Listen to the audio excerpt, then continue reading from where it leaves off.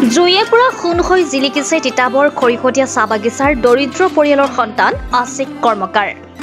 আজি ঘোষিত উচ্চতৰ মাধ্যমিক চূড়ান্ত পৰীক্ষাৰ ফলাফলত খৰিকটীয়া চাহ বাগিচাৰ শ্ৰমিক অনিল কৰ্মকাৰ আৰু অঞ্জু কৰ্মকাৰ পুত্ৰ আশিক কৰ্মকাৰে সাফল্য লাভ কৰিবলৈ সক্ষম হৈছে। সফলতাত উৎফুল্লিত তিতাবৰ খৰিকটীয়াবাসী। দৰিদ্ৰতা যেন কেতিয়াও হেঙাৰ হ'ব নোৱাৰে তাৰে প্ৰমাণ কৰি দেখুৱালে মেধাৱী ছাত্ৰ আশিক কৰ্মকাৰে। ভাল লাগিছে যিমান কষ্ট কৰিছিলোঁ ফলাফলটো পাই সুখী হৈছোঁ, যথেষ্ট সুখী হৈছোঁ। পাৰ্চেণ্টেজ 89%, 447 পাইছোঁ। এতিয়া সেই পলিটিকেল ছায়েন্সত মেজৰ লৈ পঢ়িম বুলি ভাবিছোঁ। ভাল কলেজ এখনত ছিট পালে তাতে পঢ়িম। তাৰপিছত ভৱিষ্যতে UPSC দি চাম, এজন ভাল বিষয়া হোৱা সপোন আছে। পলিটিকেল ছায়েন্স বিষয়টো মোৰ ভাল লাগে, মানে অলপ সহজ পাওঁ আৰু মানে ইণ্টাৰেষ্ট পাওঁ যোনবোৰ কথা তাত থাকে, মানে ভাল লাগে, সেইটো কাৰণে পলিটিকেল ছায়েন্সতে পঢ়িম। সেই APSC বা UPSC চিভিল ছাৰ্ভিচ কৰা সপোন আছে। আজি ঘোষিত 2025 বৰ্ষৰ উচ্চতৰ মাধ্যমিক পৰীক্ষাৰ ফলাফলত 447 নম্বৰ লাভ কৰি 5টাকৈ বিষয়ত লেটাৰ মাৰ্ক লৈ তিতাবৰলৈ গৌৰৱ কঢ়িয়াই আনিলে এগৰাকী ছাত্ৰই। News desk report, reporter live Assam.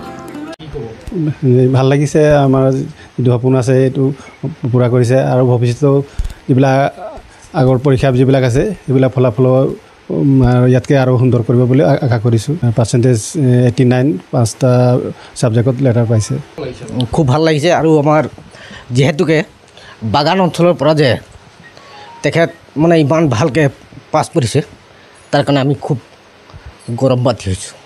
তেখেতে আপোনালোকৰ আগত ক'লেই যে তেখেতে ভাল এজন চিভিল ছাৰ্ভিচত ভাল বিষয়া এজন হোৱাৰ কথা চিন্তা কৰিছে। আমি তেখেতৰ উজ্জ্বল ভৱিষ্যত কামনা কৰিছোঁ আৰু ভৱিষ্যত দিনবিলাক যাতে তেখেতৰ উজ্জ্বল হওক তাকে কামনা কৰিছোঁ।